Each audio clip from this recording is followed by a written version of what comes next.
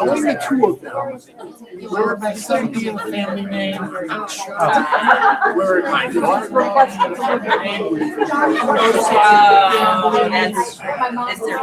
It's their first one. They're going to lean towards her, probably.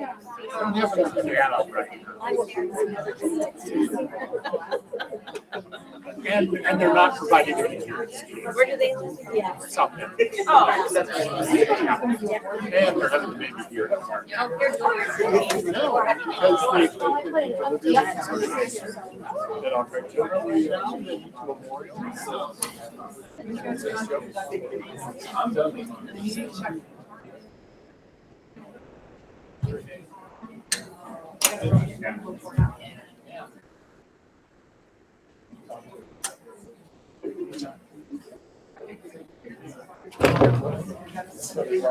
Lined up with you. Oh, wow. Shame, yeah. It's a sale. Yeah, but then they don't get the joy of talking to Dr. Jordan for an hour. The history of babies and cancer. Oh, are you harassing me? I hope your coffee is still hot and it's too strong for you. No, it was too hot. I know, and you were trying to put water in there. That's No, I why. was not going to put water in there. I just wanted to take the lid off so it could cool. Well, I hope it's still hot because you had to This prove a thing point. always gets stuck, and I didn't even screw it on. I don't know why it gets stuck. So annoying. I hope it's still hot because you're.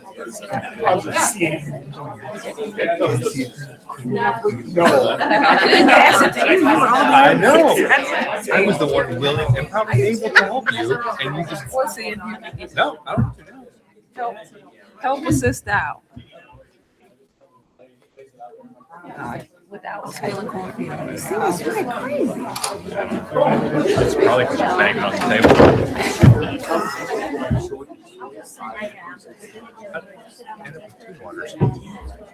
table. On the struggle bus today.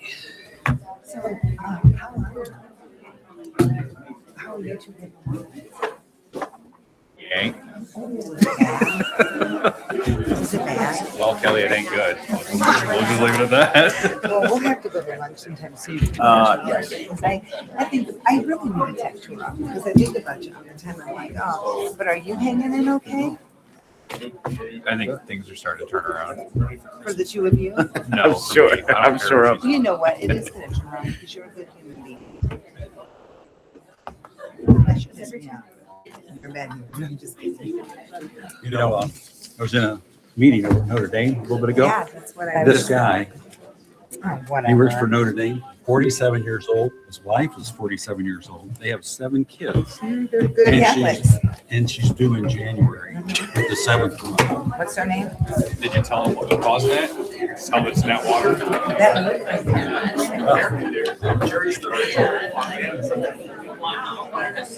What's his name?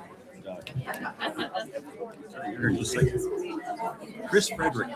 Oh, sweet. What church do they go to? I have not, he's an employee of Notre Dame.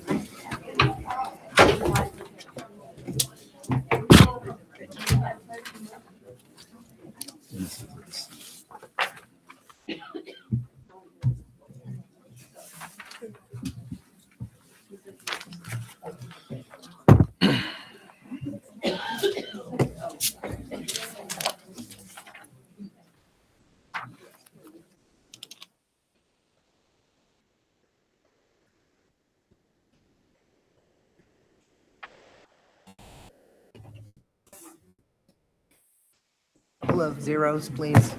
I'll take a couple more zeros. I mean, then they can come and talk about us too. Everybody ready? Yeah. Yeah. All right. I want to thank everybody for coming out to the December 9th, 2025 regularly scheduled school board meeting for the Elkhart Community Schools. At this time, I'd like to call the meeting to order. And if you please rise for the Pledge of Allegiance.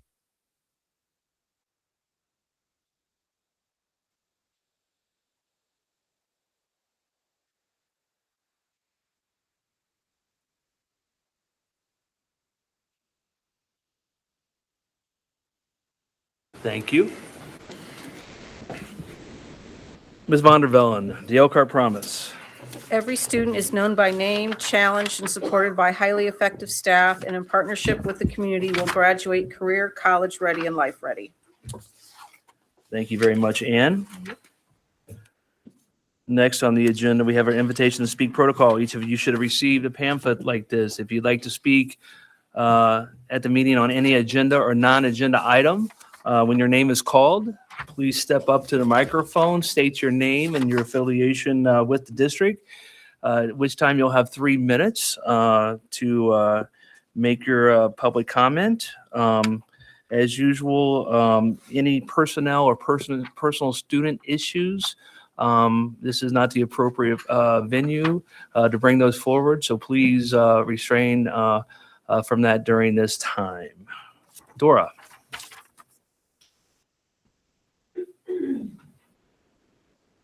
Thank you. I'll mix them up. So Julie, you don't think I'm going to call you first, so you may get called first. No, Cynthia Dunlop.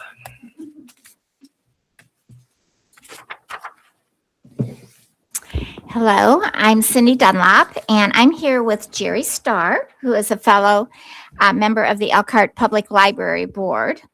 And we were both appointed by the school board, which is why we're here. And we are here to introduce our new executive director, Kristen Edson.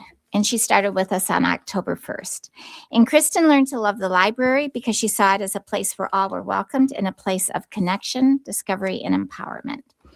Kristen has her Master of Arts degree in Library and Information Science from Wayne State University in Detroit, her Bachelor of Arts degree in English from Grand Valley State University in Michigan, and her Certificate of Instructional Design from George Washington University in DC. Her experience includes Business History and Science Department in the Chicago Public Library, Central Library Manager at Bossier Parish in Louisiana, and Deputy Director at East Baton Rouge Parish in Louisiana, and most recently, Director of the Public Library in Livonia, Michigan. Kristen enjoys and has had success in developing programs in partnership with the community. She would like to be visible and accessible, which is why she is here this evening. And most of you should get the Explorer magazine, The Explorer, and if you do, you can read more about her in the most recent issue. So, Kristen? So, hello, everyone. Thank you. Welcome. I appreciate that. It's been a great couple of months getting to know people in the Elkhart community. I appreciate you appointing two very professional, knowledgeable board members for me to gain knowledge from. They have unique perspectives and they're both very valuable. So I appreciate that. I look forward to continuing our partnerships with the schools and maybe figuring out some new ways that we can make some innovative partnerships and changes and support your students in their learning inside and outside of school. So thank you so much. Very welcome, welcome, and we look forward to working with you. Thank you. Jerry, are you going to speak also?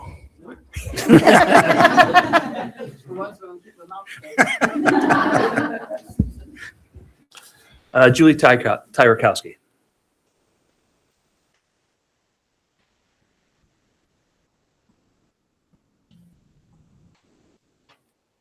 Good evening, President Scott, members of the board, Dr. Huff, and community.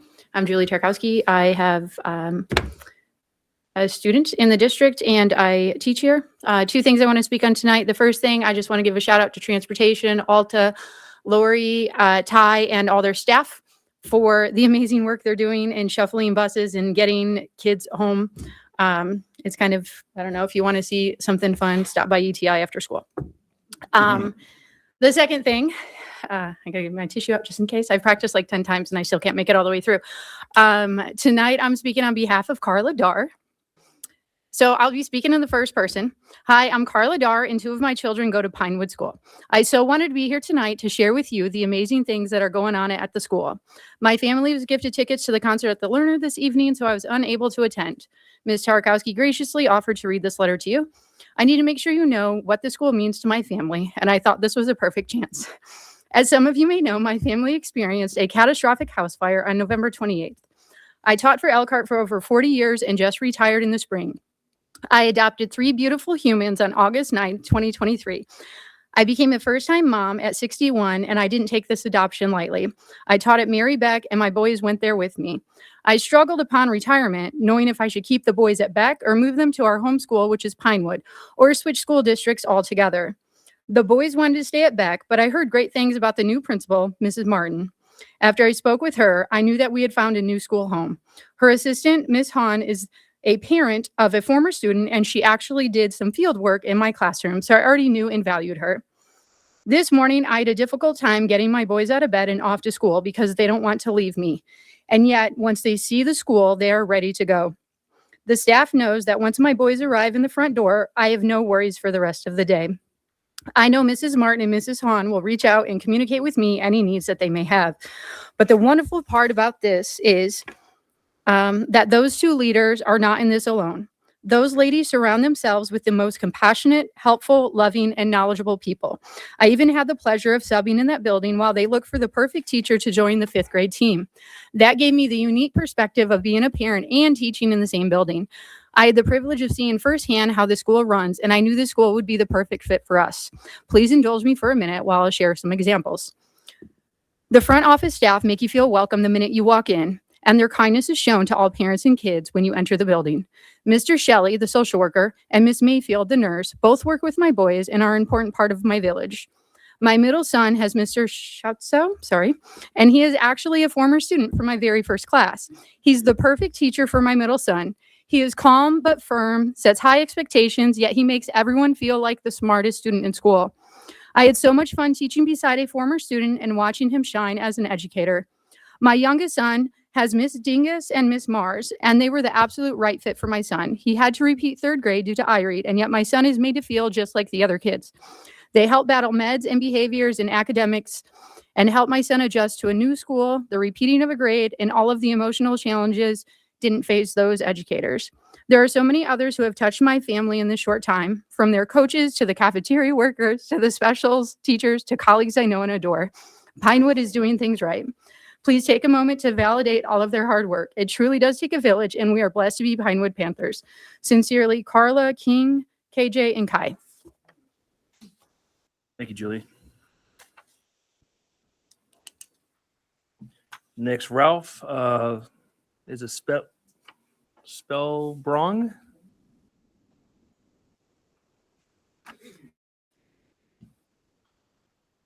Yeah, my name is Ralph Spellbring. When Lafayette Jefferson came up to play Concord at Rice Field, I walked over to the game, saw they were real close to Rice Field. I think the most difficult position in the school district is who decides whether to cancel or delay school. The South Bend superintendent supposedly was dismissed because the school board thought he should have called off school. I wrote a letter then to the South Bend Tribune suggesting that the school board meet at 3 a.m. on bad weather days and decide whether school should be held or canceled. Obviously, the letter wasn't published. Thank goodness. When I moved here in the early 70s, school districts had 3 funds. Debt service, which you still have, which is for building construction. You had the cumulative building fund, which allowed school districts to pre-fund construction. Everything else went into the general fund. There have been changes since then. For example, transportation was separated out around 1980. Then there was a school bus replacement fund with a 12-year depreciation schedule was added. Then capital projects replaced the cumulative building fund in the late 80s. I have a copy at home of what might have been the first Indiana Farm Bureau school report from the late 60s. The Indianapolis School District then had over 100,000 students. Gary was second with almost 50,000. The last time I saw a figure for Gary, it was 5,000. Indianapolis had about 50,000 in 1990. By 2000, it was down to 40,000. So they lost about 20% of their students over a 10-year period. We've here lost about 30% over a 10-year period. And I want to mention that to Superintendent Huff that the Pike Red Devils were the boys championship the last year for the single class. Then they won it for the first year in the class system. They were 4A, the big schools. Then the Northwood Panthers girls won the championship in 99. I did not attend that game, but I did go in 97 when they played. Those games were played the weekend that Cincinnati and Louisville had 10 inches of rain. During the night game, it may have rained 3 inches in Indianapolis. Thank you. Thank you, Ralph. Aw, I like it. All right, that is all I had for public comment. Next on the agenda, Rob Freeze will present the Mary Feaser Elementary Report. Mr. Freeze.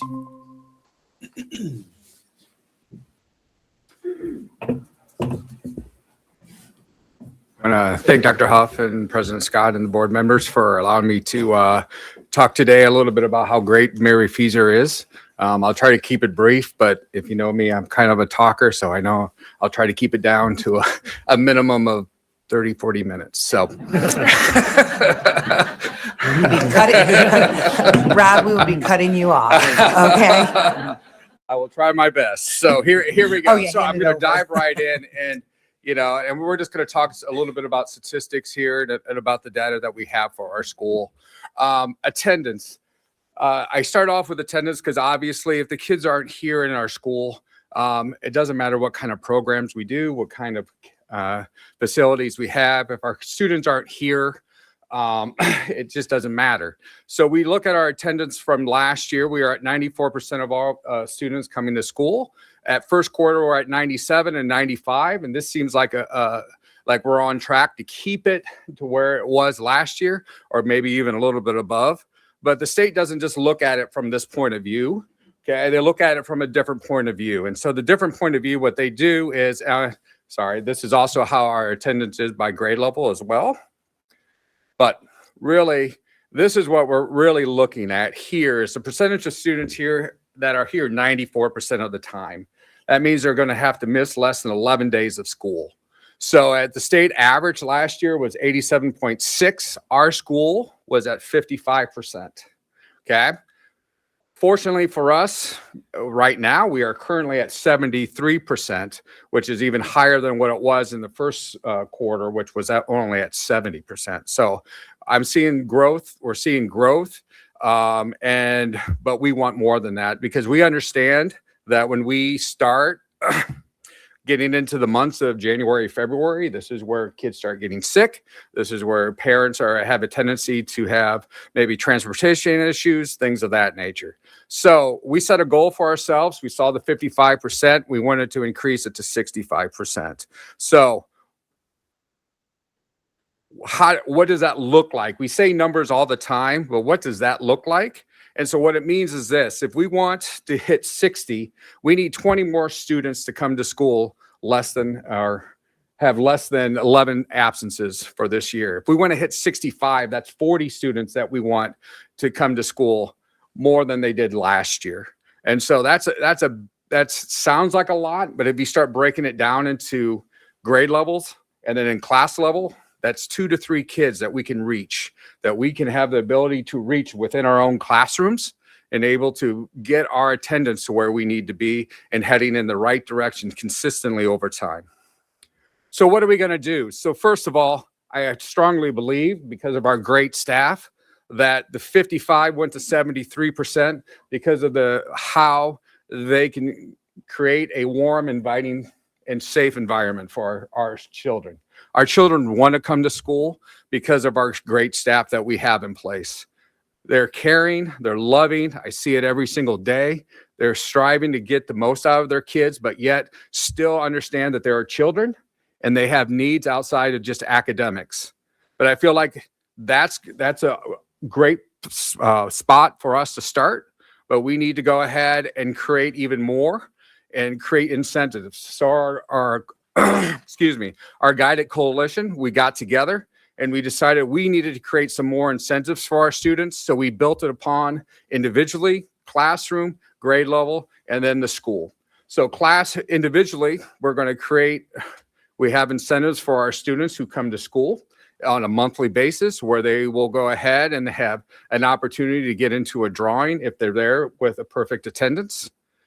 We have classroom where they're going to go ahead and every day they are, as a class, they have perfect attendance. They're going to get a little cookie, not a real cookie, but a fake cookie. And then after they get 12 cookies, they're going to get a cookie party for their class. Some type of incentive, consistently trying to get them to, not only as an individual, but as a class, join together and have that ability as a class to be able to say, look what we've done together.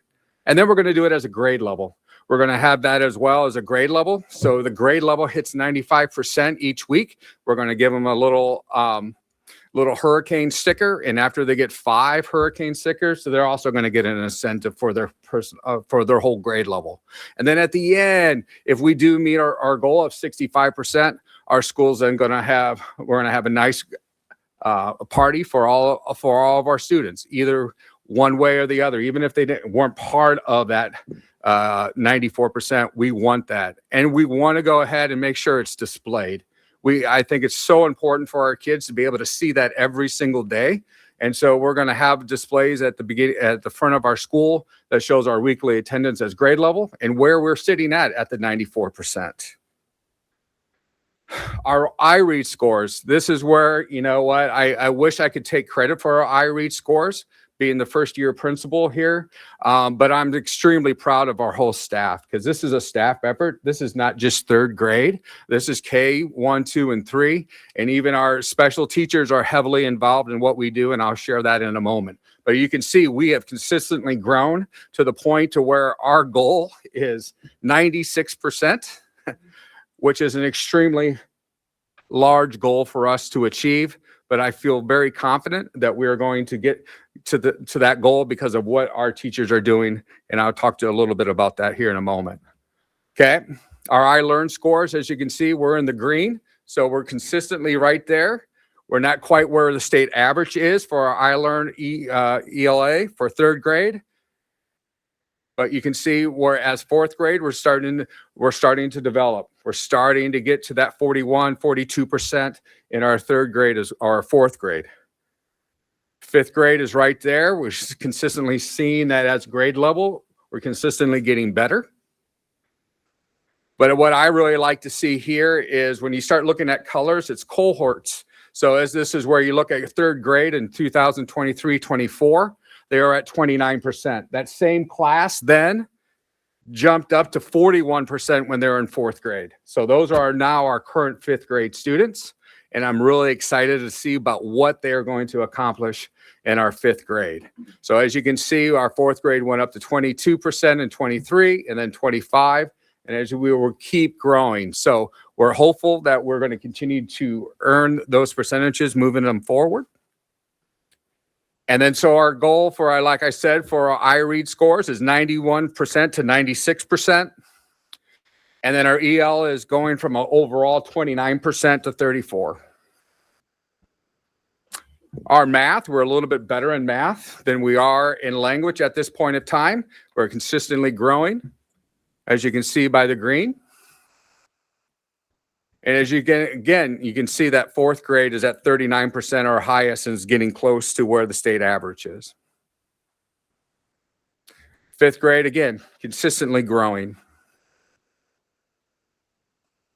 Look at our math scores again. You look at the yellow, which is now our current 5th graders. They're slowly but surely moving up. You can see we're in 23 through the rest. We're consistently moving forward in the grades 3 through 5. So overall, we had 31%. We want that to be increased by 36%. passing. And then I always say that there's a lot of numbers and people go, ooh, 36%, 5%. We're kind of throwing numbers at us and we just don't know what they mean necessarily, because 5% just sounds like 5%. So really what we're looking at is this. And I really stress this to our staff. If we want to pass, we just need 4 more 3rd graders, 4 more 4th graders, and 4 more 5th graders to pass. That will put us in our 5%. That's it.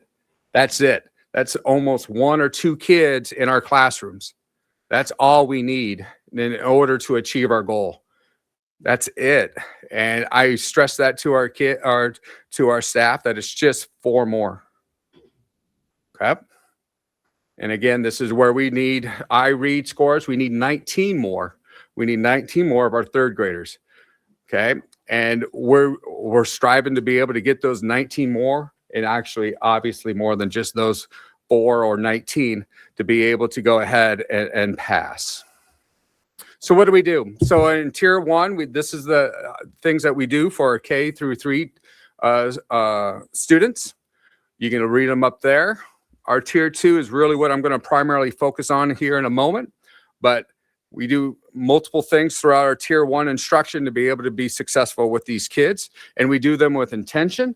We do them with focus and fidelity. And that's what I think is what really makes our staff great. Every time I go into the classroom, they're heavily focused in our curriculum. They're really planning it out. You can understand that they are really doing their due diligence as a staff. And it's very impressive to me.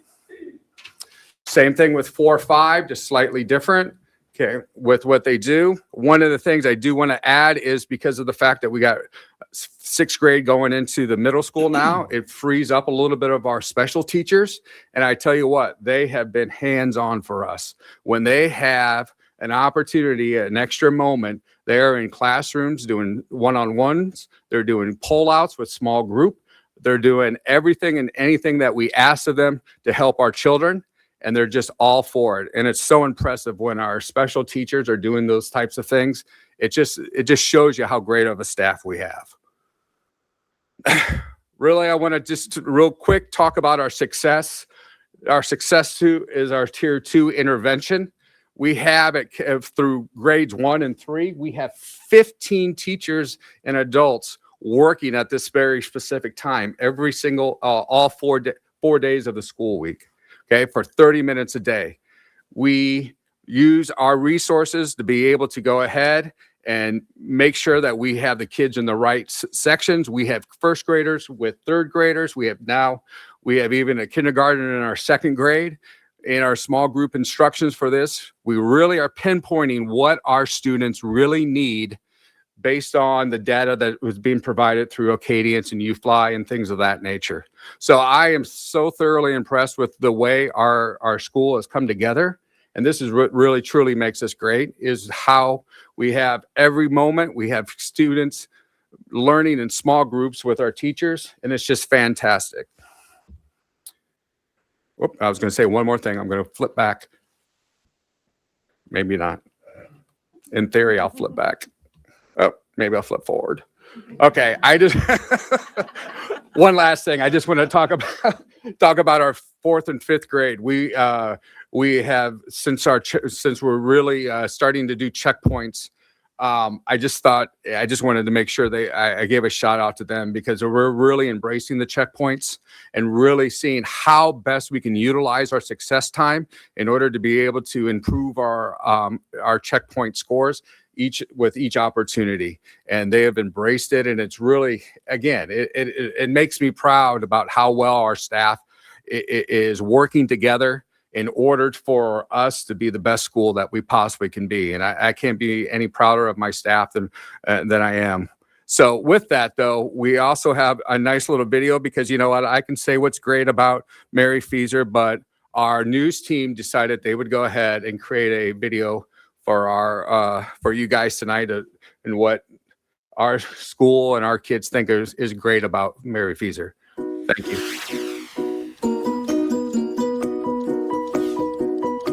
What makes Feeser great is all the teachers. They're really nice and they teach the students how to learn. And also all the kids sides and all the students that are here. What makes Feezer great is all the nice teachers that work here. Hardworking students make Feezer great. Teacher. Having fun. What makes Feezer great is the teachers and friends. What makes Feezer great are the students.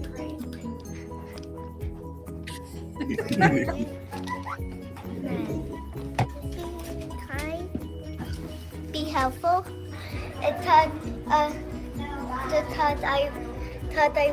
I write my teacher, taught the bed. What makes Feezer great? Lunch. And recess. Went to the soccer field. Playing outside. My gym. Is the cafeteria. Is it again? My teacher. My teacher. My teacher. What makes Feezer great? The community.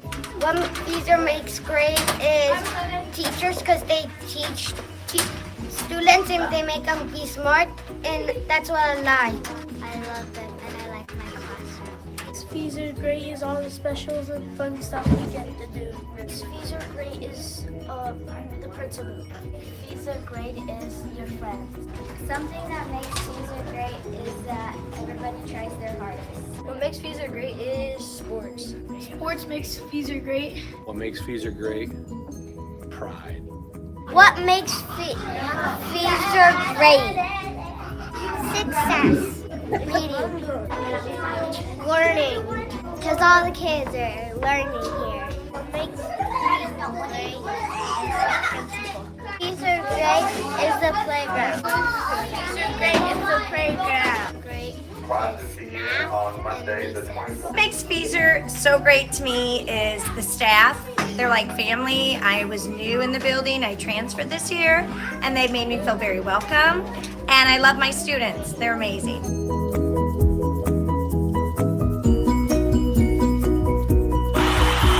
Thank you.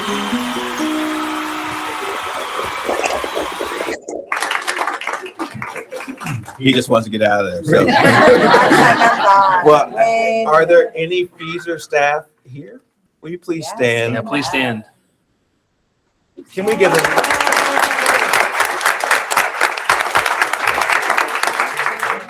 Mr. Freeze, you won. Good job on your presentation. I would not be able to tell that was your first time presenting in front of the board. I just wouldn't be able to tell. You got out there so quick. So quick. No one's gonna ask me questions if I'm not here, but we're gonna give you. No. I just want to say, as you did an excellent job in your presentation, highlighting the great work that's been done at Feezer. Feezer has been a exemplary school, not just as far as test scores, but the culture in which it has been built there. From the front office staff, I see a fellow friend back there. She knows who I'm talking to all the staff there. Also the custodial staff. You can eat off the floor at Feezer too. It is a beautiful, beautiful space that is very welcoming. So I just want to say thank you and you to all the teachers there and for your new leadership. That when you come into a school that is doing, I think, a great job, you have the expectations on you to keep it there. And I think that they're not going to let anything slide at that school. Very proud. So I just want to tell you, thank you for sharing this with the community. One thing that wasn't in your presentation, they did amazing on the federal report card too. They exceed the norm average on how kids should perform based on poverty levels inside the school. That's an important fact that people need to know about school communities. Feezer out exceeded that by 10%. If you look, I'll send it out to our community. 74.org is a great resource, and Feezer was actually one of the few schools that in our county that performed in ELA with their kids. So I just wanted to share that additional piece of information. But most importantly, it's all done by people. So hats off to all of you, and thank you. You look like you had a great round of support, and it's okay to be bragged on every once in a while, Mr. Freeze. You got a gift there. Thank you. All right.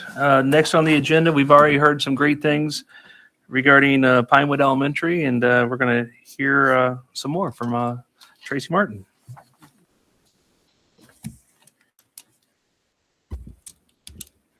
Hi, good evening, President Scott, members of the board, Dr. Huff, the community, and some of my staff that's here. Thank you so much. Thanks for coming out. I'm Tracy Martin, and I'm the proud principal of Pinewood Elementary, and this is Beth Hahn, my assistant principal, and we are a team, so I've asked her to be up here with me this evening. I didn't include a mission statement for Pinewood because this is my first year at Pinewood, and it's something I've really been challenging my guiding coalition with. I'd like to revamp it. I'd like it to more closely match the Elkhart Promise. I think it's really important when we're all in line and heading in the same direction. So that's something we're working with my guiding coalition. So this summer, I started at the beginning of the summer and tried to be super intentional, was calling in teaching teams if they were willing to come in and meet. I think it kind of took the anxiety off of all of us. They got to know me a little bit, and I got to know them a little bit and a little bit about their families. Mrs. Hahn and I hosted popsicles with the principal at the park. So we got to know families, just trying to be intentional about getting to know them as well, and really intentional about my social media presence. I feel like there's amazing things happening in our schools, and I think it's our job to show that. The summer didn't end just with the popsicles in the park. Beth and I were working over this summer on this schedule with sixth grade. I didn't want to make a ton of changes, but with sixth grade leaving, there were some things that, we needed to modify. And so we made sure that we were including tier 2 time for both language arts and math. Additionally, with the new curriculum, I wanted to make sure that we had 120 minutes for our language arts block. Also, the new cafeteria, which can't say enough about our cafeteria staff, we did need to make sure we had some more people in their cafeteria time. So Mrs. Hahn has been taking on that challenge.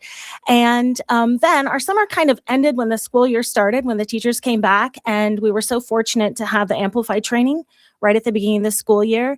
And the teachers really got a lot out of that. I don't know if any of you know, but we had the trainers come right to our building, and I think the staff was a lot more engaged with that. So that was super positive. And one thing that I asked staff when I met with them over the summer, what makes Pinewood Pinewood? What do you love? What do you not want to see changed? What do we need to keep doing well? The peace walk came up. Mrs. Hack, our secretary, who was hoping to be here tonight, but she was unable. Those were some of the kind of themes that came up. Our peace walk is kind of an event, and the teachers and students dress up is kind of a hippie theme. Later this spring, we're going to be having the Pinewood Madness. It's a staff versus student basketball game. I don't think they're going to be asking me to play, but I'll be a cheerleader on the side. I've brought back the Pinewood Post, which is a weekly staff newsletter that is sent out. And then we also did Waffle Wednesday after conferences, and it was fun to kind of get the staff together, just trying to do some more shared experiences with the staff so we're all together. And I may or may not have stole this from Bristol. I did. I came to Bristol last year under Mr. Tim Pedley, and he said, hey, I think, if I'm being honest, I don't know, but it ended up in my lap to do the gathering. And I was like, hey, wait a minute. I didn't know that I was going to have to do this, but it was just a really amazing experience, the gathering, and we saw discipline go down when we had it. So I asked teachers, even though I was trying not to make a ton of changes, I said, would you mind if I tried this? And the teachers, I think they probably were like, sure, she's new. What else are we going to say? So I brought the gathering to Pinewood. And if you don't know about the gathering, I tell new people, it's a family meeting once a week, all school assembly. It's super efficient, 15 minutes. And we kind of come in really quickly, and we're able to, it's not planned. I mean, it is planned, but Mr. Shelley, my social worker, and Mrs. Hahn and I, midweek, we kind of say, what's going on in the building? And what do we need to chat about as a kind of a family meeting?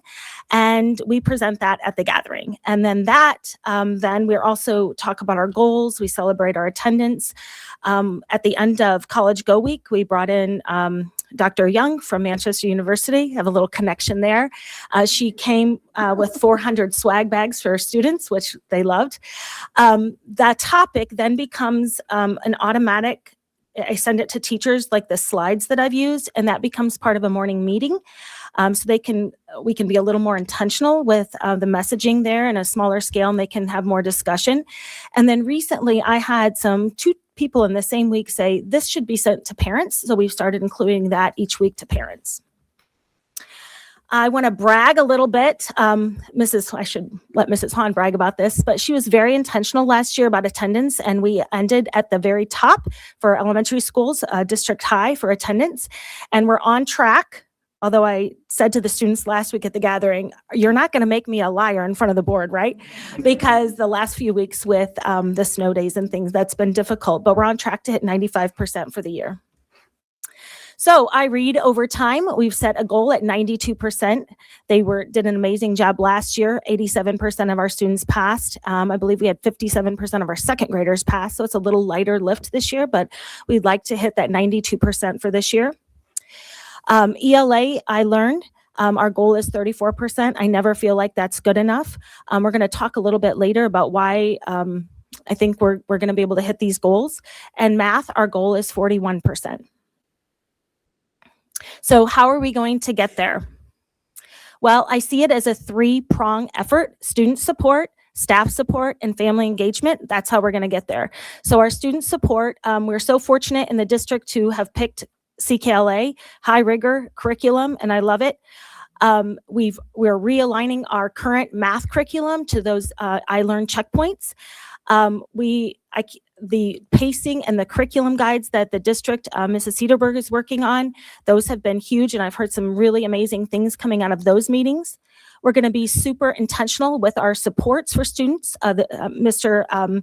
Freeze talked about the UFly that we're all using. We have the time in our schedule for the tier 2 in both math and language arts. And then our literacy coach has been organizing these homework folders that are going home. And I think other schools in the district, we've kind of shared our ideas on that, and she's been organizing that. Another thing that I stole from Bristol was check in, check out. We have a few students, that need some extra things to help them be successful at school. And so we're using check-in, check-out with some visual goals for them to kind of break the day into smaller chunks so that their day just looks a little bit smaller and they can find some success throughout the day. Additionally, as Mr. Freeze said, with 6th grade moving out, that's freed up.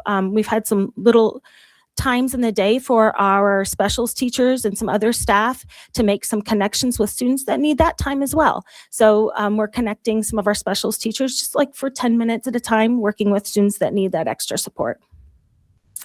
So staff support, this might be my favorite. Spoiling my staff is one of my favorite things. I love showing them appreciation for their hard work. I have been there, Mrs. Hahn has been there, and so we just like to spoil them whenever we can. I'm really trying to honor those Pinewood traditions that make Pinewood Pinewood. I have a servant leadership style, so that works in my benefit as well. And then some feedback that I've gotten from my ETA rep. I meet with her regularly, but she said one of the things that staff has appreciated is the time to just dive into that CKLA curriculum. We know it's very, they're just learning it, and it's just a lot of information, so just giving them that time to do that. Mrs. Hahn and I work hard to support our staff with discipline issues. The gathering is part of that. We're all on the same page. Everybody's hearing the same message at the same time. Really working on building the climate for our students and staff. And then we've revamped our MTSS this year, and it's been so powerful. So I've really enjoyed that process and already heard some feedback, just looking already forward to next year with that. Professional development, we're lucky to be in a district that's been providing us ongoing professional development. The literacy cadre coach that's right in our building does an amazing job with that, and she's here this evening. Cindy. CKLA professional development, that's been ongoing throughout the year. Synchronous learning, that was a little bit scary for our folks, but we did it the first day, and then I brought Billy Joe in for a second time. That was super powerful for the staff. They had something to hook it to, that second training, and so we really appreciated her coming back out. The district curriculum mapping has been huge. I have heard some really good things. A teacher said, I really feel like I actually understand CKLA even better, having gone through that process, so I've appreciated that. And the district is paying for letters. We're in the second year for that, and I feel that's the gold standard for science of reading training, so we've appreciated that. Our newer staff is doing the keys to literacy. The third approach to how I'm going to get there with my staff is families, just being super intentional about communication, Parent Square, social media, parent-teacher conferences. If you've been to Pinewood, Beth and I's office and the social worker's office were kind of tucked in the corner. So we were super intentional this year with parent-teacher conferences. We had a table brought out, the literacy coach, the social worker, myself, Beth, we sat out front greeting parents when we weren't in parent-teacher conferences ourselves. So we were able to engage that way. Those homework folders, we've already, I said that Mrs. J has been working on them, but we've already looked at ways to revamp for the second part of the year. I'm in a rebuilding year for my PTO, but I'm so glad that I have some members that I'm leaning on to kind of help me get through the year. And each time we've met, we're meeting regularly, we've had more people coming to those events. And I'm looking forward to some more family events to get families in the building. Being a new administrator in the building, and I even felt this last year when I was at Bristol, I can't walk away without saying thank you. The district really wraps around me. If you have been out in front of Pinewood this year, we've had a little bit of construction on the road.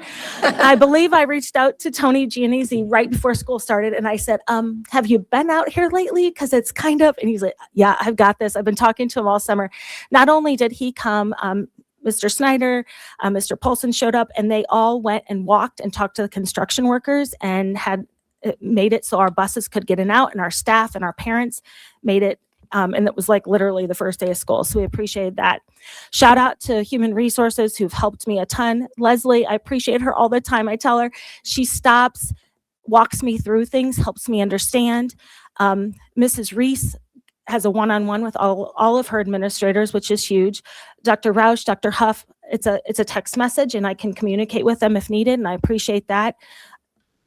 The list is there. Student services, the cabinet members, they're a phone call away and they answer, they get back to me right away, and I appreciate that. Technology, transportation. I've also been provided an administrative mentor, Mr. Pedley, who I worked with last year, so that's been huge as well. And then I just can't say enough about the staff. I literally am asked once a week, how's your new job? And I start with the staff. Amazing. They come to, they're solution driven. They come to me with a problem, but they've already got, hey, this is how we can work on it. They work through things as a team. They help each other. We had a fourth grade teacher. We were all feeling a little nervous about synchronous learning. And one of the things that we were nervous about was the class kick. And he said, hey, and he gave us professional development. So when Billy Joe came out, she was able to kind of focus on the breakout rooms and the other questions we had. So they really come to solutions themselves. And I appreciate that so much. They give students fresh starts every day, and we need that. We all need that. And they do a great job of that. We even had some retired staff visit. Mrs. Hack, our secretary, started inviting people in, and pretty soon it was a thing. So that was exciting. And now, a little video.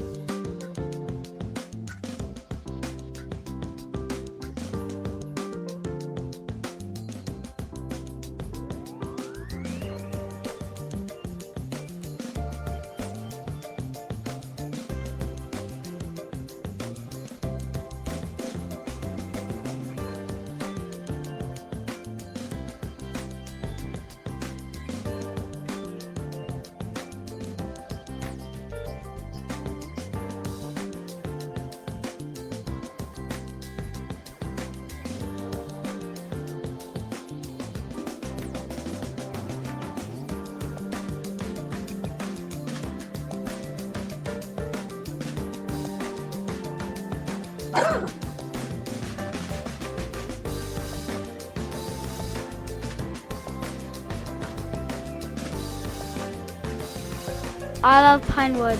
I love Pinewood. I love Pinewood. I love Pinewood. I love Pinewood. I love Pinewood. I love I love Pinewood. Pinewood. We love Pinewood.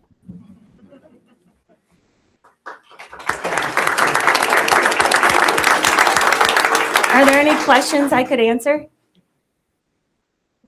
Questions? You answered a ton. First, I want to say great job with your presentation. Thank I'd you. love to hear from Ms. Hahn. Mrs. Yeah, Hahn. of And course. My right hand for sure. Yeah, everything Tracy said, Mrs. Martin said, we've been a great team. She's just been wonderful to work with, and yeah, Pinewood's a great place. I'll make it a great place too, Beth. Can we acknowledge your staff who was here with you? Please do. Yeah. They're Please stand up. amazing. Yeah, please stand.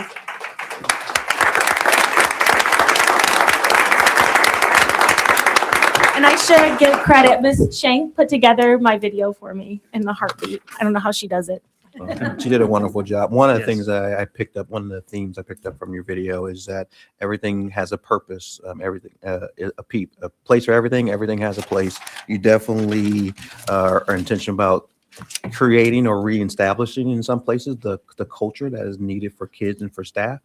You can hear it in your voice just how proud you are to lead that building. If I didn't know that you were a first year principal there, I would say that you've been there for a while. You have Thank you. really taken on the ownership of that, and your team is going to make sure that you are successful. They don't let me fail. I appreciate They're them. not going to, and they're not going to. Great school, great high expectations Thank you. for students. Thank you. It's again wonderful representation. A small snippet. And I think these moments when we can talk about the great things we do for kids, we need to be just as vigilant about putting this type of stuff on social media. I took down that you're telling your school story. We all have a duty to tell our school stories and even tell the stories of other schools. When one kid wins at any school, we all win. And I just want to tell you, thank you for really talking deeply about the things that make Pinewood a special place for everyone involved. So hats Thank you off so to you in much. this presentation. Thank you. Thanks. Thank you. All right, we'll keep the positivity going. Heard a lot of great things so far, and we'll move right into the excellence of Elkhart. Wendy Wood.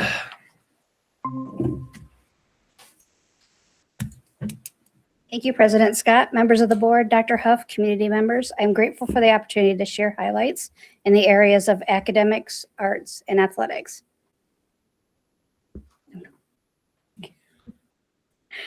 At the freshman division, English learner students practice story construction by writing their own books and developing narrative skills.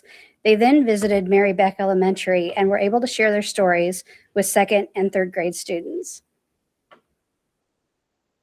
Also in academics, AP biology students at the high school recently investigated chemical reactions between enzymes and hydrogen peroxide. Working in groups, students designed their own experiments. Some explored how pH levels affected the reaction, while others examined the impact of temperature. In the area of arts, Riverview highlighted its music program last week with a combined performance from the 3rd and 4th grade choir. The event also featured Riverview Bells Ensemble, a club that builds musical literacy and performance skills and helps prepare students for the future participation in band and orchestra. Several Elkhart High Schools band students were selected to participate in the Indiana Bandmasters Association All-District Honor Band, one of the 10 regional ensembles across the state that recognizes students for musical, academic, and personal excellence. Their achievement follows the recent success of several of our middle school musicians who performed in the IBA All-Region Band, the equivalent honor for younger performers. In the area of athletics, we would like to join Elkhart Athletics in celebrating senior Teresa Campanello, who has chosen to continue her volleyball career at IUSB. It's an exciting milestone, and we look forward to seeing many of our senior athletes finalize their plans for the future in the coming months. Also in athletics, we want to highlight our middle school 7th and 8th grade basketball team. They took their teamwork off the court to support the district-wide Toys for Tots drive. Friday, they helped fill the bus of toys collected throughout the district, marking the end of the toy drive. In addition, all 3 middle schools were represented through boys basketball, student council, and NJHS on Saturday morning to help unload the bus and volunteer at the Toys for Tots event. Future happenings on December 10th, Pure Moran Orchestra Winter Concert, December 11th, Elkhart High School's Winter Musical Celebration, and December 13th will be our district chess tournament. And as always, please be sure to follow our district and school social media pages and share each day the excellence of Elkhart schools. Thank you. Thank you, Wendy. Next on the agenda, I have the consent items. Do I have a motion? So moved. Do I have a second? I have a motion and a second. We'll be happy to have any comment. Sure do. We have a total of $2,000 in donation, both going to the Career Center. One is a silver sponsorship for $500 from Mid-City, and the second one is again from Michiana Mustangs, $1,500 to our automotive cluster for miscellaneous materials that will be used in that class. And then we also want to celebrate Angela James, who is retiring from our school district after 18 years is serving in our transportation office and as secretary. So thank you for everything that you've done for us, Angela, and enjoy your retirement. Thank you, Kelly. Any other comments or discussion regarding the consent agenda? Hearing or seeing none, all in favor? Aye. Opposed? Motion passes. Next, old business. We have a number of contracts that were brought before us at our last board meeting. Dr. Roush, the floor is yours. President Scott's School Board of Trustees, Dr. Huff. The administration presents the following contracts for consideration. Cardonics. Bono? Thank you, sir. President Scott, members of the board, Dr. Huff, the administration recommends approval of a contract with EduStaff. Brander? Good evening. The administration presents for final consideration the Basher Children's Home contract. Mr. Thorne? Good evening, President Scott, members of the board, Dr. Huff and community. This evening, the administration recommends on behalf of WVPE a proposed agreement with Interlink Group. You? Do I have a motion for the final, or for the contract for final consideration, Cardenex, EduStaff, Basher Children's Home, and Interlink Group? I have a motion. Do I have a second? I have a second. Do I have any questions or comments regarding these four contracts as presented? Hearing or seeing none, all in favor? Aye. Opposed? Motion passes. Thank you. Next, under old business, Mr. Thorne, we have board policies 2411, 3216 ACS, 8400, and 8451. Thank you, President Scott. The administration recommends approval of these policies this evening, having presented them 2 weeks ago at the board meeting. Thank you. Do I have a motion for approval of these policies as presented? I have a motion. Do I have a second? Second. I have a motion. I have a second. Do I have any questions or comments regarding these policies for final consideration? Seeing or hearing none, all in favor? Aye. Opposed? Motion passes. All right, on to new business. Ms. Ross, contracts. Good evening. The administration presents the following contract for initial consideration and requests a waiver of second reading plan source as a part of our insurance plan. Mrs. Ross, do I have a motion to, thank you. Do I have a second? Second. I was getting to, and we are going to waive second reading, Doug? Yeah, you can waive second reading. All right, thank you. I just want to make sure it's part of your motion. All right, I have a motion, I have a second. Any questions or comments? Hearing or seeing none, all in favor? Aye. Opposed? Motion passes. Mr. Thorne. Thank you so much. The administration recommends board approval of a proposed agreement related to student assignment and services.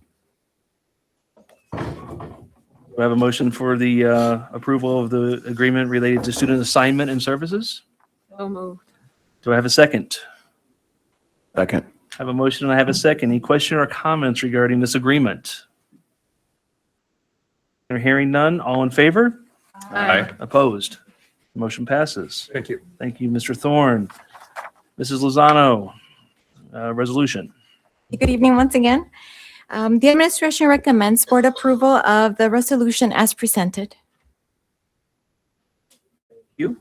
Do I have a motion for the resolution as presented? Do I have a second? Second. I have a motion and I have a second. Do I have any questions or comments from the board regarding this resolution? Seeing or hearing none, all in favor? Aye. Opposed? Motion passes. Thank you. Mrs. Brander, agreement for non-residential services. Good evening, Board President Scott, members of the board, Dr. Huff. The administration recommends board approval of an agreement for non-residential services for an Elkhart Community School student. Do I have a motion for the agreement for non-residential services as presented? I have a motion. Do I have a second? Second.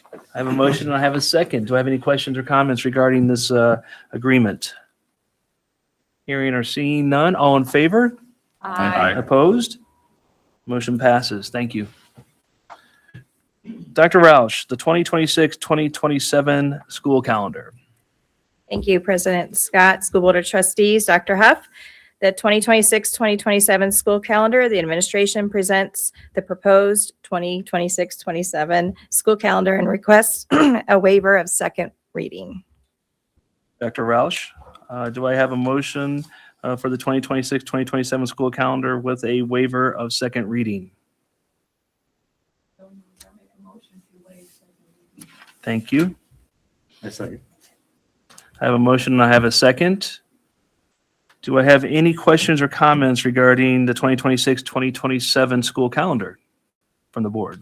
I just have a clarification for March 26th, that built-in snow day.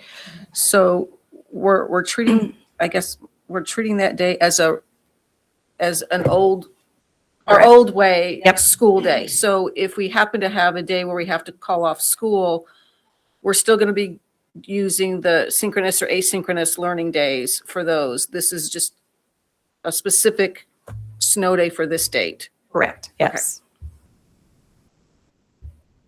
Any other questions regarding the calendar? Comments? Seeing or hearing none? All in favor? Aye. Opposed? Motion passes. Thank you, Dr. Roush. Thank you. And I would like to just say thank you to all of those that served on the calendar committee. A lot of you are in the room this evening. So I just want to say thank you for giving your time in the evening to work on this. So thank you all. All right, next on the agenda, we have Mr. Anderson.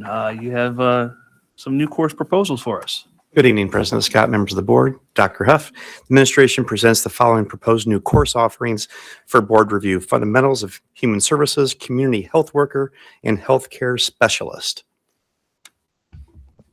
Do I have any questions or comments from the board regarding Fundamentals of Human Services? Comment. Sure. First of all, I thank you for these classes. I think these classes are really important. I was especially glad to see the healthcare specialist CNA program put in. And I think some of my comments and kind of a question are, as we're talking to kids about, in effect, this particular class, do we have a chart or a plan that shows them if you get this particular credential in high school, then this enables you the path to go to Ivy Tech, to go to the next step, and then the next step to get,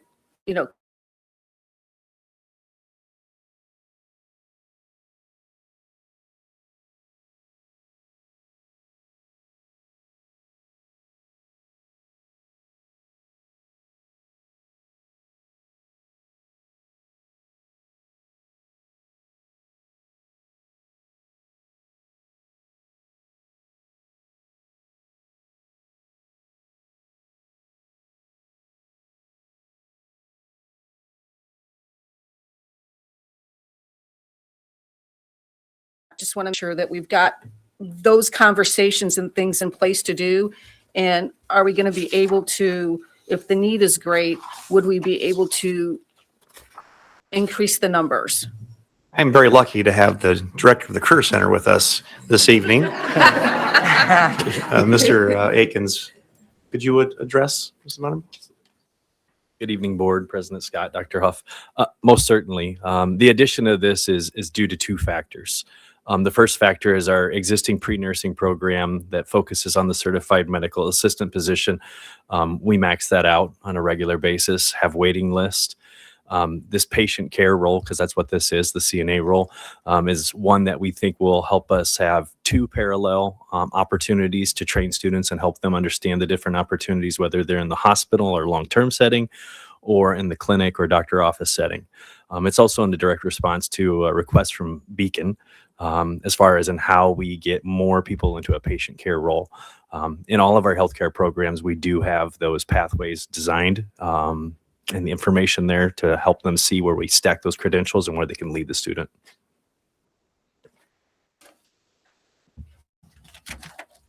Any other questions? No, I just like to comment, Brandon, that thank you for listening for the questions. Normally we have to call you up. You just stood up and started making your way, knowing that at some point your information would be needed. So thank you for that. All right. Next on the agenda, consolidation update from Dr. Huff and Wendy Wood. Good evening, President Scott, members of the board, community. Tonight, I have an opportunity to share with you some of our staff survey results that we have from the survey that we sent out to staff approximately 2 weeks ago.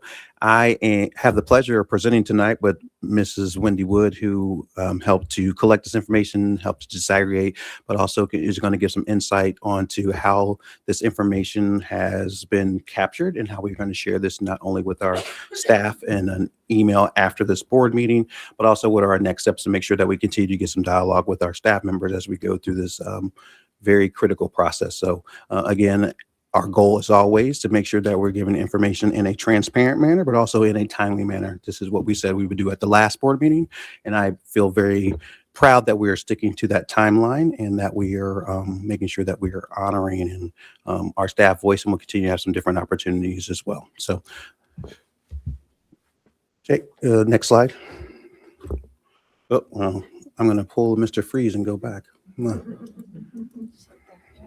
There we go. Thank you, sir. Appreciate it. Oh, no, I can do left versus right. I got it. Ready to go? Yep. Okay.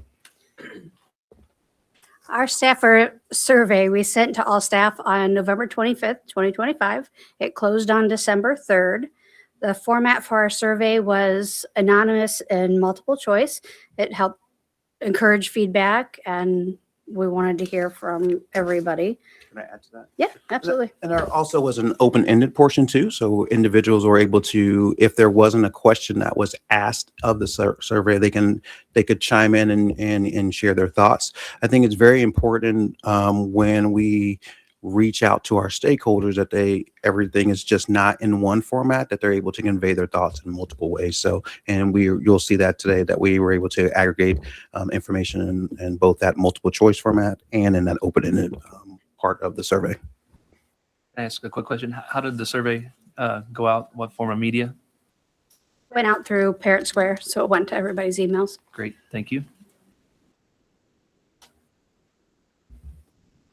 Staff participation, we had 516 staff members participate. One of the first questions was what area they worked. So we had everything from continuing education, district staff, early learning, elementary staff, high school staff, and middle school staff.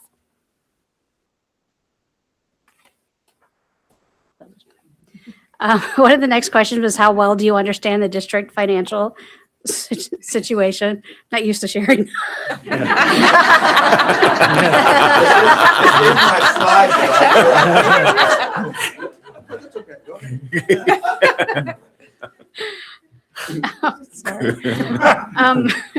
Overall, our staff moderately well.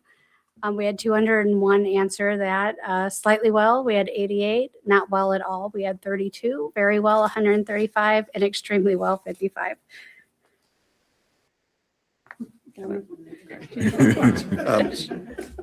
And the reason why we wanted to make sure we asked the staff the same question that we asked our community, because our community also responded to that exact same question. How well do you understand our district finances?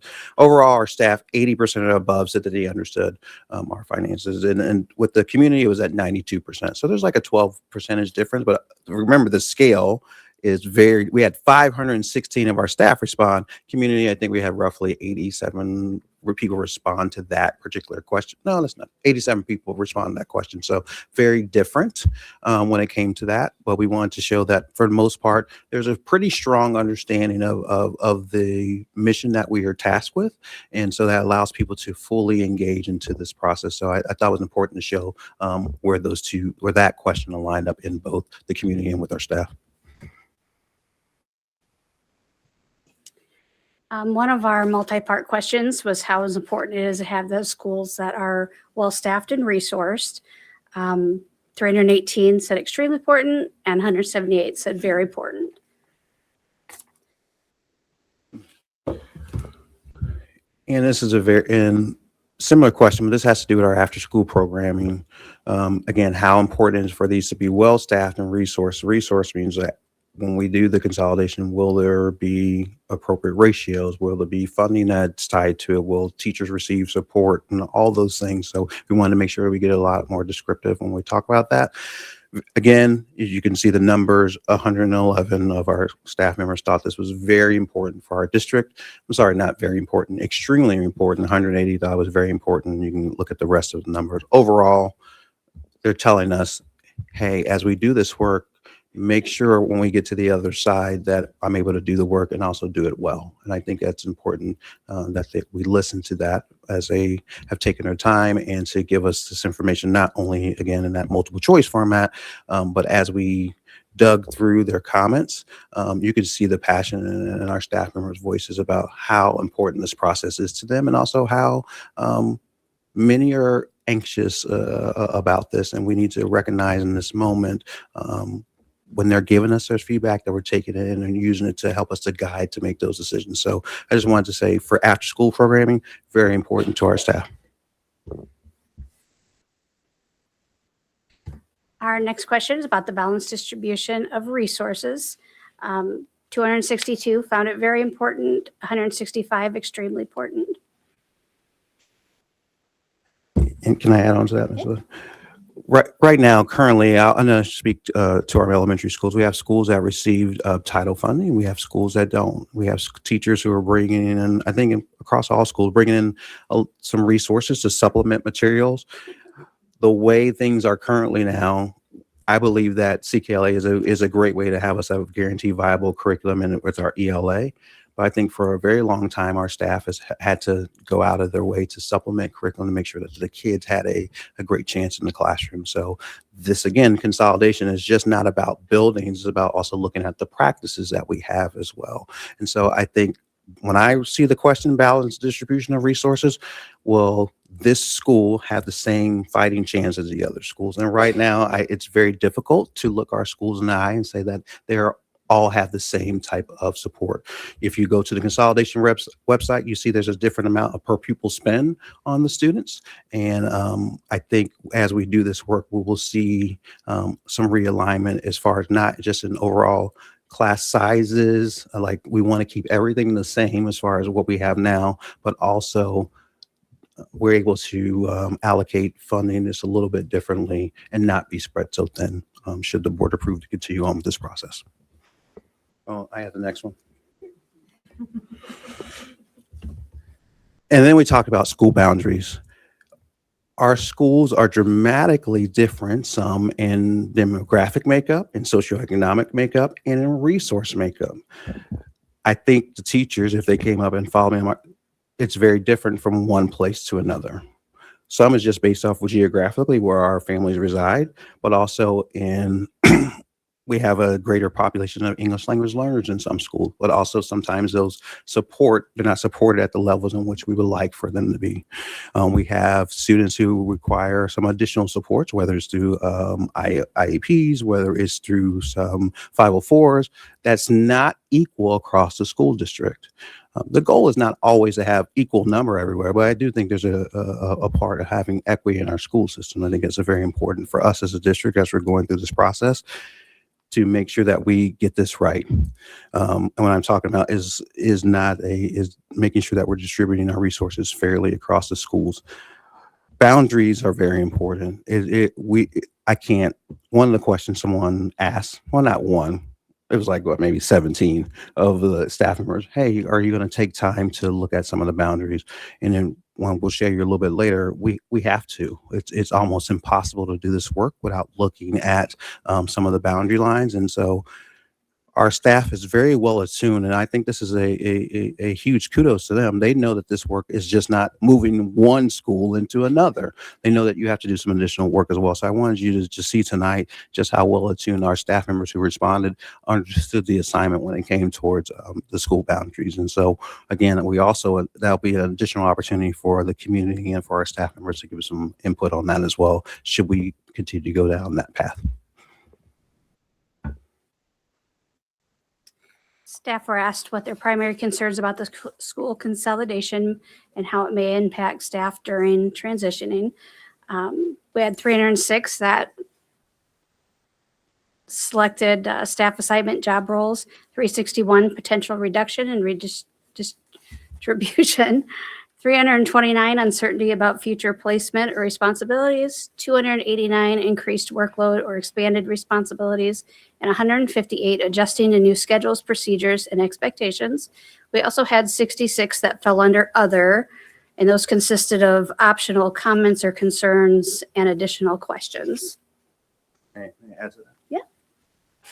Thank you, Wendy. When I see these, it's people are really what they're telling you. What is my world going to look like when this is done? What does this look like as we go through this process? And what does it look like when you've decided and now I'm in maybe potentially a new space? I look at that and I see again, an opportunity for us, one, to be transparent with people as we do this work, but also to listen to their concerns. The feedback was poignant from our staff members in that. That's why we made sure that there were multiple opportunities for the open-ended questions. Some gave some really great suggestions on, hey, this is how this process could be better, not just for me, just overall the whole. Some brought up some historical information like, hey, when we did this another time, we maybe have missed this opportunity. And some flat out just are asking questions like, hey, this is new and I'm very nervous.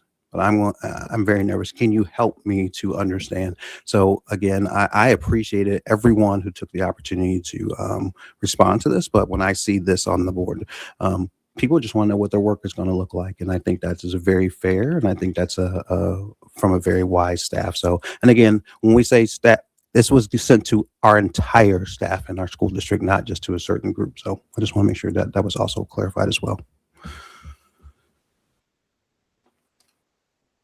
Out of the 516 staff who participated, we received 199 who left additional questions for us to answer.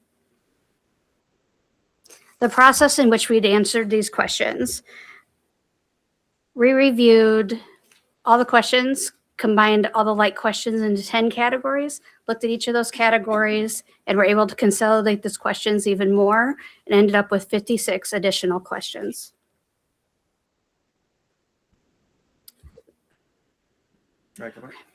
Or do you got this too? Yeah, you want me to? Hey, I'm just following you. One of the things that, thank you, Mrs. Wood. One of the things that was important is that this information is all going to be displayed on our consolidation page, part of our website. We had 516 responses. Many of the staff members asked the same question, just in a different way. And so we found 10 different themes that came across all the questions. But we will let you know we answered every single one of them. And we'll show you tonight what that looks like as we kind of combine them into those themes. And you can see this is what our community wants, our staff community wants to know. They want to know what's the reason behind the consolidation. What does the human resources look like? Our general concern. And then they were very specific. What is my role going to look like? What about the student experience and class sizes? I noticed in a lot of the questions, many people assumed the class sizes were just going to increase. I'm committed for class sizes to stay the same, to stay exactly where we are now. What we have is across the district, we have, in some places, we have class sizes that are above our threshold where we think would be, and there's only like maybe 5 or 6 places, but we have some class sizes that are just not there. And so how can we make sure that we rebalance that as we look at this work? And we will make sure that we are looking at this work starting this week. We'll be meeting with our teachers association to kind of help us to pare this down as we move down to the next steps. The student experience, transportation logistics, our staff are very good at figuring it out, like, hey, how are we going to get kids from here to here? And how am I going to get from here to here as well? Facilities, programming, communication, morale, and community impact. Consolidating school has a huge impact on morale. How you handle it and how honestly you're about it, I think also will have an impact as well. If people feel like you're hiding things from them, I think it will destroy the process. Hopefully you have seen that we do what we say and we say what we're going to do. Information and then make it public. Information, then make it public. Surveys make it public. Our presentations are public, and also our timelines we listen to. We want to make sure that people understand there is going to be some changes, but how those changes occur, we want to make sure that people have a voice in that process, but also we learn from individuals and don't repeat mistakes that could have been possibly made in the past or have the same experiences that people had in the past. So this is different. All of us are going through this level for the first time. So the best way to get it right is to listen to as many people as we can before any decisions or recommendations are given to the board. And then lastly, just other concerns that were specific to that individual. So can I answer this one? Okay. We also went through those 56 questions, and this will be posted on the consolidation website tonight. So next to it, you're going to see the question. And the first question that was asked, are we really doing a true consolidation? And so one of the members of my team, we actually answered that question. You can see what the response was. It's not just about buildings. It's also looking about your processes and how you go about making sure that the students' experiences are factored in the staff experiences and reallocating your resources. Consolidation is about alignment too. I appreciate all the like I said, the conversations when it comes to that, but that was the first question that was asked. What does this look like? I heard people say, they said, rip the Band-Aid off was said a couple different times. Some said, hey, we're just not ready to do this. We're in a tough situation either way. But I do think based off the understanding both shared by our staff and our community, they understand why we're going down this path. And then the other one asked about the next one, you can see about the funds saved from consolidation, how will that be allocated? Obviously, you have decisions on what that will look like. There is a figure amount that I think that we needed to in order to achieve in order to do this well. I know this year we're currently projected to be $5 million over in our expenses. We need to make sure that is recouped as we go throughout this process. And so we don't have a definitive number that I would put in a spreadsheet, but I do want to let people know that we are trying to make sure we end this year next year balanced as well. And then are there other cost cutting measures? Yes, some asked about central office, some asked about administrators, some asked about different programs. And the answer to all those was yes. We had, and it was a true exercise going through each one of these and make sure our cabinet, our team really understood what our staff was asking. It was an exercise. We wanted to make sure that they understood. There's live links where they can go look and see some of the things that we're saving, some of the things that we're talking about. I think this will be a useful tool for our staff as they see how we answer these questions. So again, we wanted to make sure that people knew that they're being heard and that their energy is not just, oh, this is another thing that's just not going to be listened to by someone. No, we went through every single one. It took days to do so, but I feel like we gave honest responses, but also things that were actionable as well. But this is just an example of the first 3 out of the 56 questions that we condensed based off the themes that we saw in the surveys from the staff. I know it's the end, but they'd much rather hear from you. Do you have any questions? Nice job, Wendy. Thank you. It was enjoyable watching the flow. Yeah, that was great. I think I think it's important that people realize it's all hands on deck when it comes to this consolidation. Wendy Wood is not only doing her regular job, we also have to do. I don't want this to be a part of our regular job, right? This is just something that we're doing to make sure that our jobs can get as regular as they could be. And so people are working tirelessly. She went and sorted all these questions. She is the one who then brought us to the, hey, I think this falls in this category. She wrangled all of us together around of a table and said, I think you're best. Well, she didn't do that, but you're best to answer this question. Who's best to answer this question? It's a team effort. And so and to do those things and give a pretty quick turnaround, I just want to say thank you to our communications team. But then things just don't appear. Somebody has to design it. Somebody has to put it somewhere. Someone has to have some thought about it. That consolidation page didn't just show up because we asked for it. We had to build it. We had to put in the information. We had to go find the data. There's a lot of time being spent to this process. So I hope people really are seeing that we're really putting a lot of thought in these things. So much we're putting it all out there once it's done.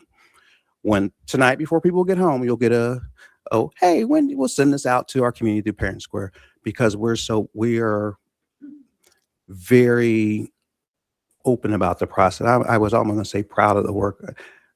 I don't want to do this work forever, but I do want to say I'm proud of the processes of the team. And Wendy, thank you for all that you do with this. So she is. It's like herding cats sometimes, and she really does a good job of making sure that we stay in line with our communication. So I appreciate you very much.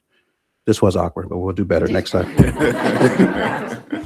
Yeah, I just want to say, thank you to you and your team and the work that you've done to this point. I think the survey is very important. I've said all along that input from all stakeholders is essential in this process, in the consolidation process. I think it gives your team direction. It gives your team the understanding from when it comes to consolidating schools, to programming, to what's important and what's a concern that maybe, you haven't thought about during this process. So I do understand the task that you guys have been saddled with and the team over and above everything else that you do. So I wanted to thank you for that. But I also wanted to thank the staff that took the time and the opportunity to be very candid and to ask the questions and to say, I have concerns. I see this aspect of it, or I see the necessity, but, I have some concerns, or quite honestly, there's some things that scare me about this, and it's change, and change is hard, for most, if not all people. So thank you for taking the time to be honest, to be transparent.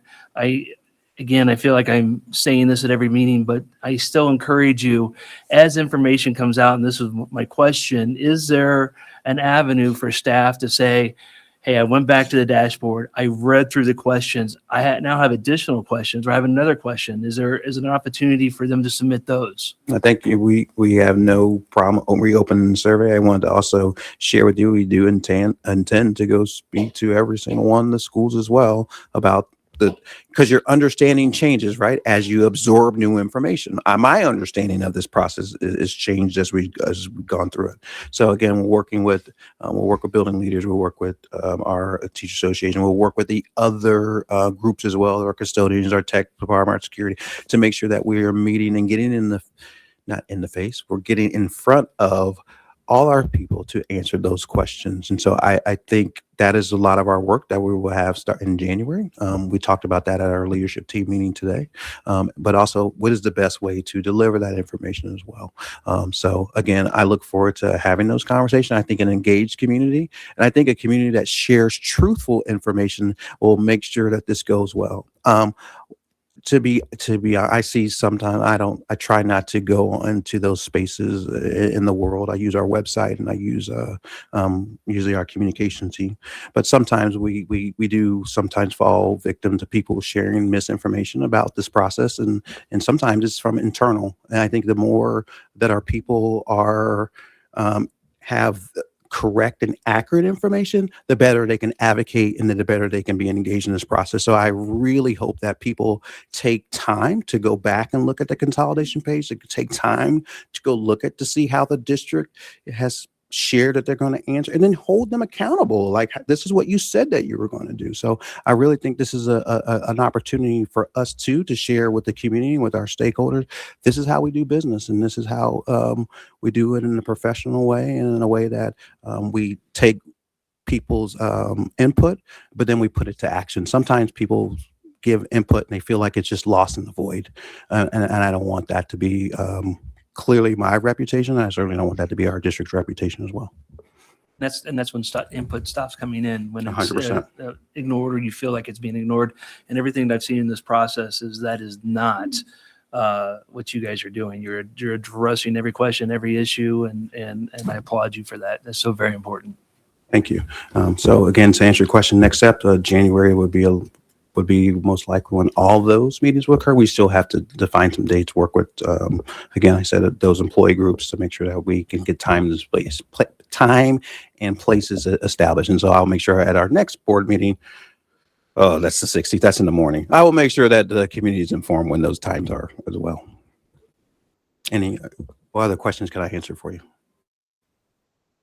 Questions? No, great job. Thank you. Thank you, Ms. Wood.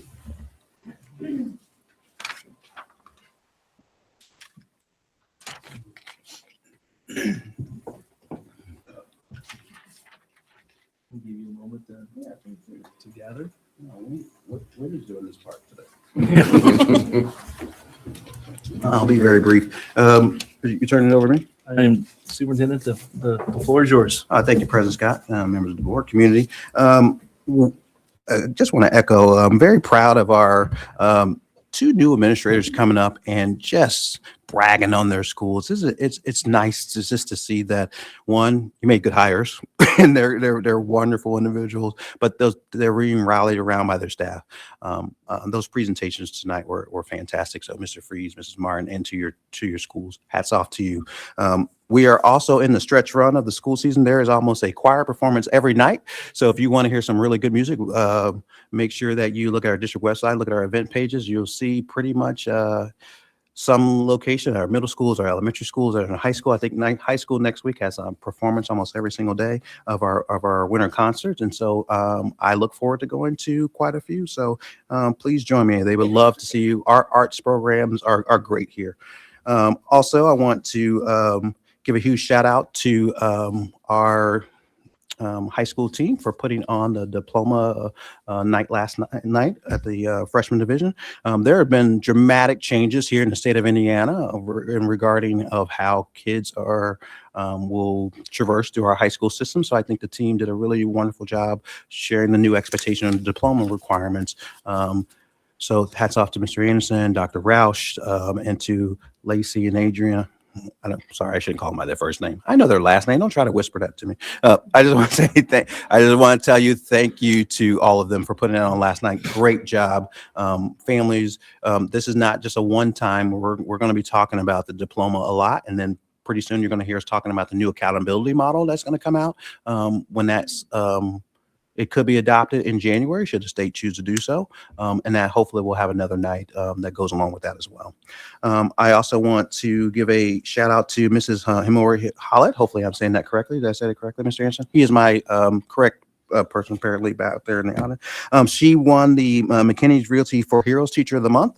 She teaches Japanese in the School of Business and International Relations, and she was recognized for building communities basically across the world. She has led trips to Japan. She's also hosted families as well.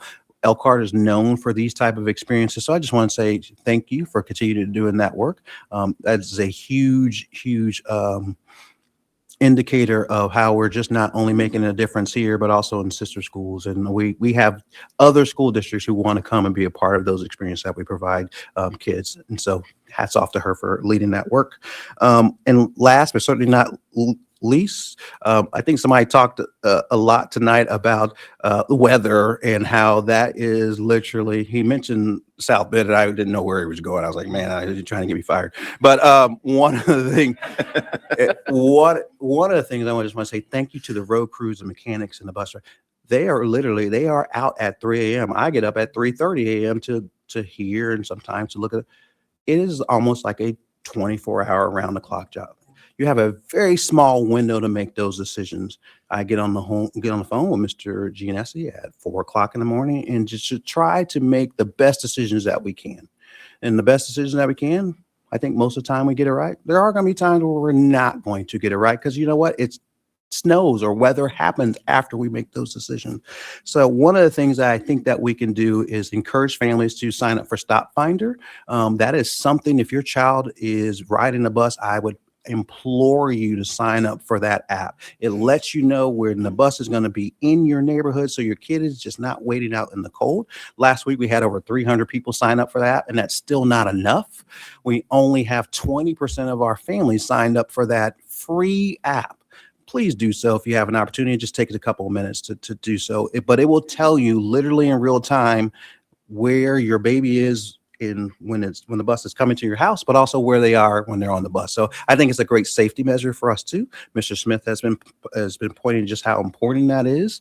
He's the director of transportation, how important it is for families to have that application. I also think it's a good peace of mind too, as well. And then last, certainly not least, when it comes to weather delays, we don't want family opting out of your Parent Square messages. Please make sure that we want everyone to be signed up for those so you can get those messages to let you know what's happening in school. We do it in 3 ways. We send Parent Square, text messages, and then it's also on the news as well. So I think in that short period of time, all that communication is happening. And again, I think we try to do it based off what we can. This week, there is some weather that could be coming in on Thursday/Friday. So all that synchronous learning that we kind of talked about, we may be putting that in play this week. So we just got to see how the weather plays out. But please pay attention to some alerts this week, but we are watching the weather towards the end of the week. But again, most importantly, thank you for all those who fill out the survey.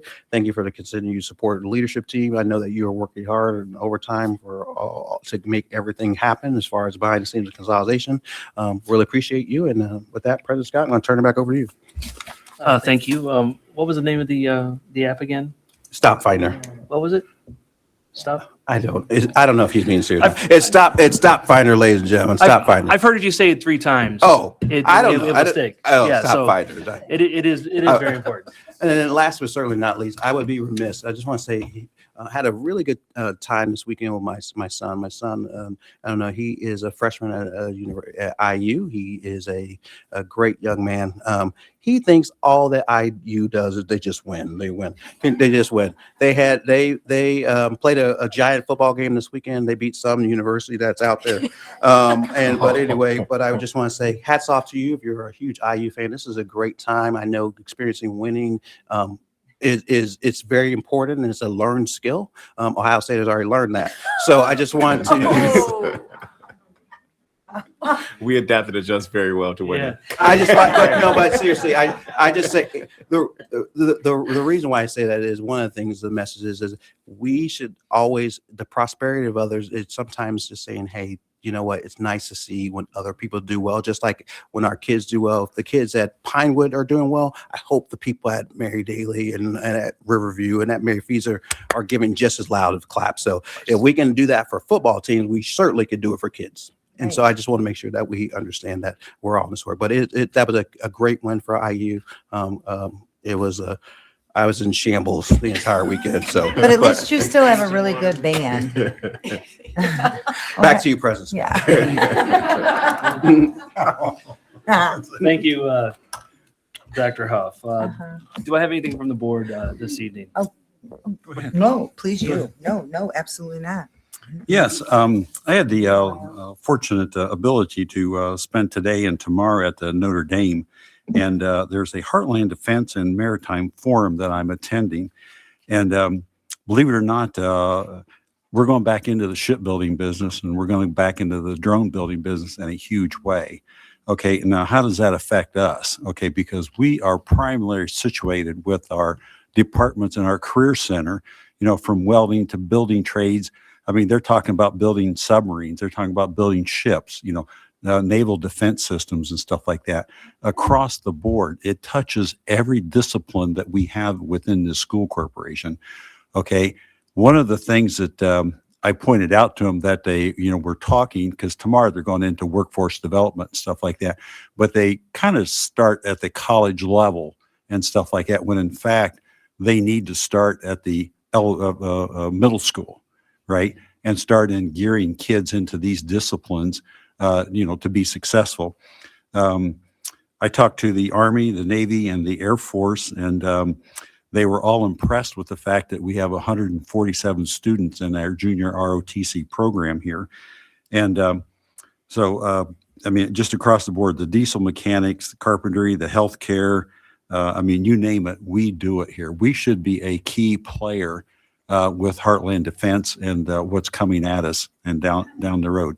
Okay, now, and it's not going to happen overnight either. This is a long-term strategic plan for our country put out, by our government, the direction we're going in.